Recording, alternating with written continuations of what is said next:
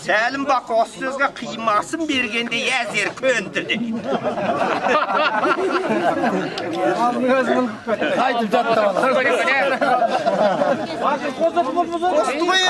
Сөзге шығылды біз. Ара көріп отырсың, шаңын көрмесек деп отыр. Мерей болып отыр деп отыр.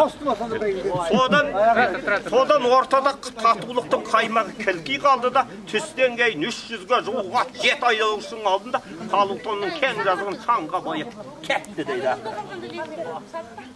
Әр сол балбан деп әр аттан ұранын шақырып, екі құлаш аласып біrekті көлбірете көтір балаққа мінген біреу шықты дейді.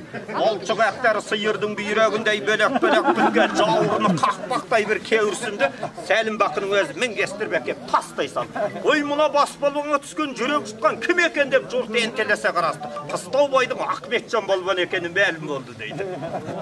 Оңтүстік жақтағы төбеден де бір сондай бір қалпамсан ағып келді. Екеуі сарс тұстас тіресе қалды. Шаң бұрқ ете түскенде жұрт Ахметжанның үстінен тұрып бара жатқанын көрді. Сәлім бақ оны мінгестіріп алып, озандата шапқанда Қыстаубайдың тағы бір мықтысы аққа түйген бесік жамбыды қойнына тағып сыманатан жетелеп үлгірді дейді.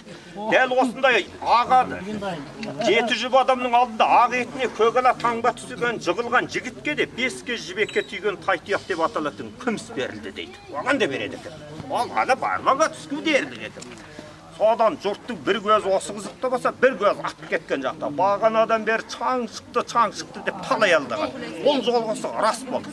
Жорғалаған бейт көрінетін Халықтонның мидай жазғының аттың шағы неге көрінбіз? Шоқ келеді, қылаң екен, жоқ баран екен, екеуі қатар келеді. Бір шақырым жарақтағы 75 дәйешті осы сапқа тұрып болды.